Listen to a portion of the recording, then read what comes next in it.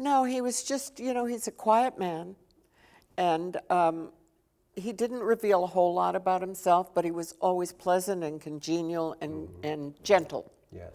Gentle giant. And he was a good kisser. That's good to know. It was a really good kiss. Amanda Blake never knew. She never got to kiss him, No, did she? she didn't know he was a good But I kisser. think there was hanky-panky going on.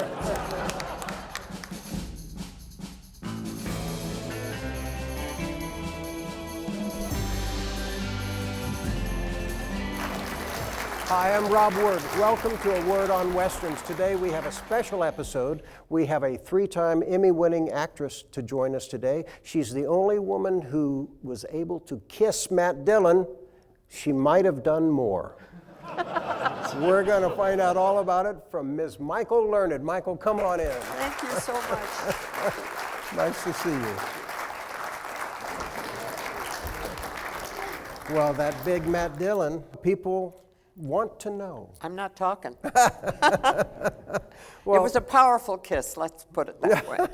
Well, we didn't know how powerful it was until the TV movie came years and years later. And somehow this little baby appeared. We don't know where it came from, but anyway.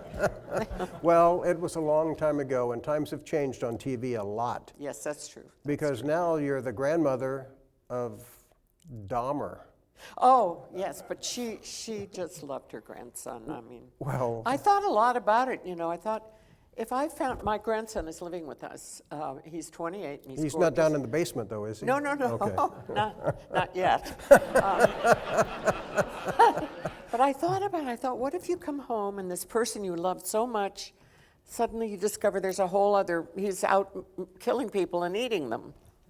I mean, what do you do? Well, what do you Kill do? yourself, I guess. I would. Well, your background, let me get into how you became this acclaimed actress. You were one of 6 girls. The oldest of 6. Born in Washington, D.C. Yes, my goodness. And then you moved to Austria. Well, we moved first to what they call in Wisconsin a gentleman's farm. I mean, a hobby farm in Wisconsin, a gentleman's farm in Connecticut. So it was a 21-acre farm, and it was heaven. It really was wonderful. Okay. Then we moved to Austria, and then we came back to Connecticut. But you went to school in England. I did. And is that where you discovered your love of acting? Yeah, I wanted to be a dancer, and one day one of the teachers came up to me, and it was a ballet, it was an art school, and one of the teachers came up and said, Michael, you're not a very good dancer. Why don't you think about becoming an actress instead? So. Well, I guess that's a left-handed compliment, as it were. So English, Then, how did you evolve into acting? What was that jump? What was the leap that made you say, yeah, I'm going to do this?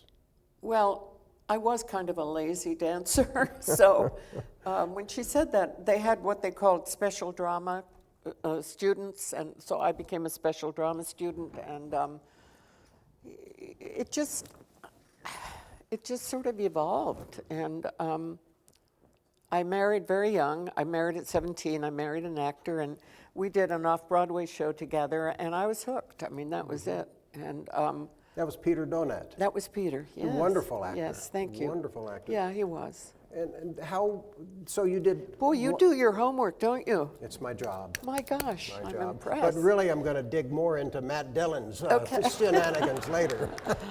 But so with Peter, you were performing in San Francisco, and Ethel Wynant. That's great right. casting. Gosh, lady. I'm so impressed with this man. Oh, God, I'm keeping Rob. you on your toes, okay? Yes, wow. So Ethel Wynant, one of the great casting Yes. people around, saw you. And out of nowhere, it seems like you appeared as Olivia Walton.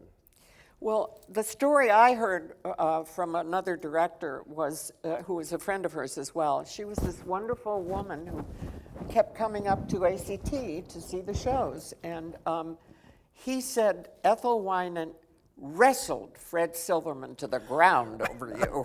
He was husky, too. Because, well, so was she.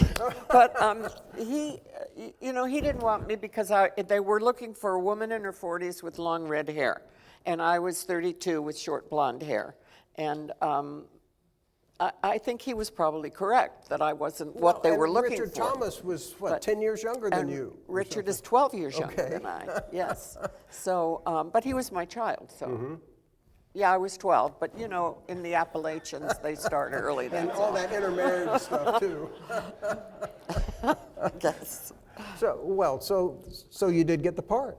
I did. I know. It's amazing to me. What a life-changing role Absolutely that was. life-changing. You're so right. There was a movie beforehand, a TV movie with Patricia Neal, and I think Andrew Duggan as Olivia and, Mr. Walton. Yes. I can't even think of his character's name now. I'm blank. Ralph Waite. Ralph played Dad. Waite did it later on TV because most of you all Yes. were recast. I know Edgar Bergen was Yes. actually the grandfather That's right. in the Christmas Story. And Will Geer took over from The Homecoming, A Christmas Story.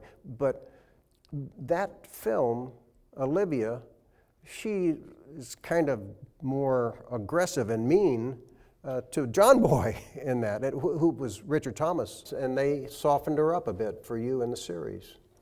They figured, I mean, she was wonderful. And Oh. she became a very close friend of mine. How nice. So I was with her shortly before she died, and she was just the most gracious person. I was sitting in a restaurant, and if it had been me and somebody else took over my role, I think I would have not been so, I would have been a little hurt, let's put it that way. But I was sitting in a restaurant in New York, and this icon, this woman, limped because of her stroke. She had a really solid limp, came over to my table and introduced herself to me. And we became friends after that. I mean, she was just wonderful. And Did you see her in the restaurant first? I probably did. Why But didn't you get we were up and not go sitting see in the her? We were not sitting in the same area. Oh. Because I was shy. I mean, it was also new Well, to she me. is an icon, though. How She was wonderful. amazing, So, and what was she like then? Very nice, very kind, and really open-hearted, and she told me stories. She took me to her apartment, and I saw pictures of the great love of her life, whose name escapes Gary me now. Cooper? Thank you very much. You're welcome. God bless you. Gary Cooper was right at the bottom of her bed, was a picture of Gary Cooper on a dresser. Yeah. Looking at her, I guess. So what did she tell you about Gary Cooper? Not much. She just loved him, but she didn't tell me any stories about him. I'm sorry. We talked about other things like clothes and Well, stuff he like left that. his wife for a while to be with her For as her? well. I didn't know that. Boy, they were magic together in the Fountainhead, Oh, too. yeah. You could see Yeah. the magic happening. Your role was so different than Patricia Neal's in the Waltons. I know that you got a little frustrated with not having to do a lot with that. Of course, with a giant cast that you all had, and the focus was really on John Boy, Richard Yeah. Thomas, narrated by Earl Hamner Jr., the creator. What were some of the things that you went to talk to the writers about, to say, were you on them all the time saying, give me more, give me more? Not more. Give me some meat. They were very generous, actually, the writers. They did let us give input, and we were a little arrogant at times. But, for me, it was, can I please not just pour coffee and say, and then what happened? And then where did you go? Or time for bed, kids, pass the salt, please. And so, that was a little frustrating. I'd just come from doing repertory theater in San Francisco, and I was playing parts like Private Lives and Cleopatra, Shakespeare's Cleopatra and stuff, and suddenly I'm pouring coffee, and, they pay you a lot of money to do that. Well, not in the beginning. They don't pay you that much when you start out, but after it becomes popular, then you renegotiate your contracts. My mother said, I was worried when you got to Hollywood you'd start talking about contracts and redecorating. And honest to God, a year later, I was talking about contracts and redecorating to my mother. So. Well, coming from the stage and then doing that show as your first big hit, did you realize at the time you've got Vincent Sherman directing the first episode, you've got Jerry Goldsmith doing the music to it, top cabin stuff. Russell Meddy is your DP on the show from Russ the Meddy, God, he Spartacus, was an great. Oscar winner. Yeah. What, you just said, yeah, this is the way it always is in Hollywood. Oh, no, I wasn't that arrogant. A little arrogant when it came to the scripts, but not, no, I had great respect for Russ Meddy, and we had a wonderful crew. They were like family. I mean, we were together so much and so long that we bonded, and the crew and the cast, we were all, we were one unit. I know that Will Geer had replaced Edgar Bergen because he didn't want to do a series, and Will Geer was just so perfect in that, as was Ellen Corby. What a fabulous actress Yes, she was. she- Now, didn't she have a stroke? She did. She had a terrible stroke to the point where she couldn't speak. She could say, I'm not making fun of her, but it altered her actual vocal cords. So she would say yes or no. And I remember once she was trying to tell me something, and I couldn't get it. She kept trying and trying to tell me whatever it was, and I couldn't get it. And finally I got it, and she said, yes. And I said, well, why didn't you say so? She laughed. She was wonderful, you know. She was feisty, but she was a true artist, and she had been a script supervisor before she became an actress. So she was on the money, always with her lines. She was right there. She knew everybody else's lines as well. She was terrific. And you had an array of wonderful guest stars coming through there too. Margaret Hamilton, Sissy the Spacek. Wicked Witch, Sissy Yes, Spacek, yes. Bruce Davison, Yes. who got married on the show. He had second thoughts for a while, but then he decided, yeah, well, it's going to work out. And it did, right? And John Ritter was a semi-regular Yes, he for a while. was. What was John like? Oh, just the greatest, right, Bruce? Bruce is in the audience for you people. Yeah, he was a light, you know. He was just what you saw him, that's who he was. That's just who he was. He was open, he was not nervous. When you're a guest on somebody else's show, sometimes I get very nervous, frankly, you know, because you're so bonded as a family when you've worked together for a long time, as you well know. And so when you're a guest, you're sort of intruding into that special unit. And John just came in, and because he and Richard were best friends, they were very good friends. It was just like he was part of us. It was wonderful. And he's a great guy. I miss him. So many terrific It was tragic actors that going he through. died so young. Robert Donner and Jimmy Gammon. Oh my gosh. Yes. You know, Tom Bauer. Oh, That's yes, a lot of yes. people. Yeah, Good we were very scripts. fortunate. But- And but the- Margaret Hamilton for me was like it. Why? You know? I love The Wizard of Oz. It's my favorite movie all time. And to meet her and to be standing waiting for the lighting, you know, and talking to Margaret Hamilton was a pure joy. Oh, Yeah. great, great. She was lovely. And Beulah Bondi, too. Oh yeah, I She didn't got an know. Oscar. I didn't know who she was, but they told me. Mm-hmm. And she was. We're so fortunate that show because people came on. I guess they liked the show. I hope they did anyway. But they were. I don't remember one bad apple. I Mm-hmm. don't remember anybody coming on and being a divo or a diva. They just were.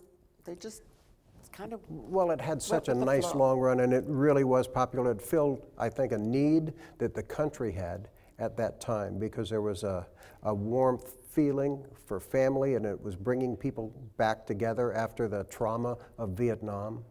I never thought of that, the Vietnam part of it. Well, that was That's very it kind of interesting. tore the country apart, and here Yeah. we had something set in the Depression where everybody has to work together.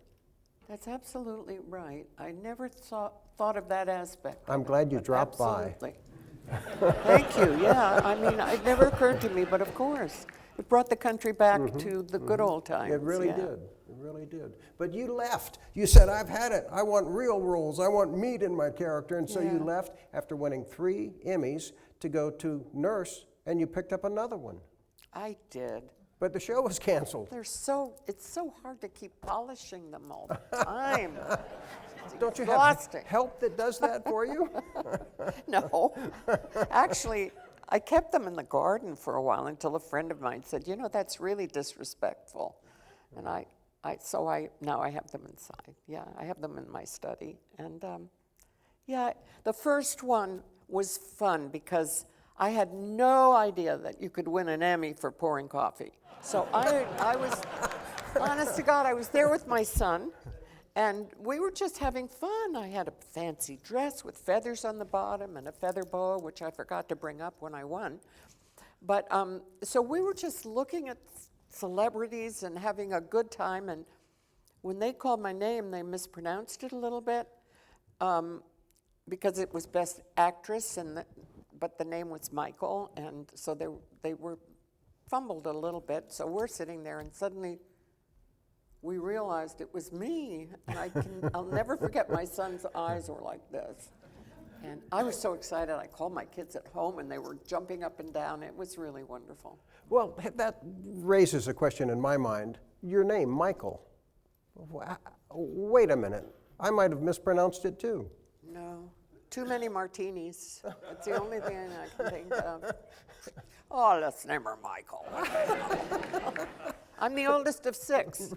You would think that they would have given up by the 6th, but I think that they named me after I can't think of her name. I'm blanking, but Fitzgerald's wife, who was Michael Strange, I think she was a poet. And I'm just Strange Michael, so. Well, Michael is better than Strange, I think, so that's good. So let's jump ahead, or as it were, backwards, to Matt's love story. Oh, now, that's the favorite episode of a lot of people because Matt has amnesia, and he's different, so he gets to play a different type role. It's really the two of you. There's chemistry, the magic is there. He not only kisses you, but maybe more. Who knew? Yeah. You were doing the Waltons at the time when you got cast in that. Were you excited to be on Gunsmoke? Yes, I was. I mean, I grew up. I was a teenager when Gunsmoke was on, and my father said, if a television comes in the front door, I'm going out the back. But when we got a television set, his favorite show was Gunsmoke. Oh, good for him. So we watched it, and I'm sitting on the set with James Arness, and I'm thinking, how did I get here? And he turned to me once, I remember, while we were waiting for the lighting, and he said, you know, if I hadn't been an actor, I would have been a truck driver. And he was just the nicest, gentlest human being. He made it easy, because I don't know anything about horses. We had horses on our farm too, but they were caisson horses. They weren't really horses. They were huge, big So chestnut you bays. couldn't ride them? Well, my friend Judy did, because she was a horse person, but I was a ballet person. I wasn't a horse person. No, come on, you weren't a very good dancer, no. Well, no, but I was okay. I loved it. You know, I loved it's magic. Ballet is magic. I don't think you had to ride in that, but you did rescue Matt, who had been wounded and shot, hence the amnesia, and he comes back, you bring him back to life, but then he has to struggle, as do you. I think you have a line like, I've now met 2 men, both of them being Matt Dillon, and I lost out on both of them. Oh, did I have that line? Yeah, it was a good line. What a good line. Yeah. Yeah. Yeah, poor Mike. Oh, I know. Mike Yardner. Well, and so he leaves, and then we find out years later with the TV movie that you were pregnant. With your character, though, in the movie, boy, right from the very top, they show how great you are handling guns, because it comes into play a couple of times later. You save him with a great shot hitting Jeffrey Lewis with a rifle shot. So it's really... You are amazing. Boy. Well, no, you're amazing. I don't even remember that, to tell you the truth. But my father had a lot of guns. Guns didn't scare me. I was okay, but horses did. And I bounced, all you cowboys, you know, I never thought I'd be in a room with a bunch of cowboys. How fabulous. But I'm a bouncer. Boom, boom, boom, boom, boom. I'm not a good writer. And they asked you to come back for the movie using highlights from the romance episode. That must have been a gratifying thing. Had Jim Arness changed? No. He still wanted to be a truck driver? No, I think he liked being an actor, Yeah, but he said had he not been, but no, he was just, you know, he's a quiet man, and he didn't reveal a whole lot about himself, but he was always pleasant and congenial and gentle. Yes. Gentle giant. And he was a good kisser. That's good to know. It was a really good kiss. Amanda Blake never knew. She never got to kiss him, No, did she? she didn't know he was a But good I kisser. think there was hanky-panky going on in this. I think in real life, the hanky-panky was with Milburn Stone and Amanda Blake. Maybe, Really? was it? No, I'm not Truth? kidding, really. Oh, I didn't know that. Yeah, well, you're and here to learn. learn. I am too. And Victor French was in that too. Yes, Victor, he was what wonderful. a fine actor Yeah, he is too. fine actor and a nice man too. It was a very happy shoot for me. Where did you know. film that? Not all of them are. You know, I can't remember. Del Rio, Texas, Really? Yeah. Wow. I think. Yeah, John is shaking his head. My husband knows more about me than I do. Thank God somebody keeps track. Well, he's watching out for you. Yes, he does. So, I'm very lucky. 33 years we've been together. Yeah. congratulations. Yeah. Well, He's not my type, that's why. It worked. Well, I'm a Taurus, and so I'm right all the time. So is my wife. She's a Taurus too, so we're both right all Oh, the my time. I goodness. don't know how that even works. Well, we're two Aries, so Oh. we go at we're Rams, you know, we do a lot of that. Well, yeah. it makes it interesting, doesn't It it? does, as long as you talk it out after. And John always says, okay, he comes into the bedroom, he sits down, he says, all right, this is John, let's hash it out. And we do. So what sort of things do you all disagree on? Everything. Really? I call us the Bickersons. All we do is argue all the time. But we also love each other very much. Did you ever do any radio show recreations like the Bickersons? Yeah, I did do radio shows, but I can't remember what they were. I honestly can't remember, love but I have radio done some drama. radio. You know, But it's not like a series or anything, but a guest here and there, yeah.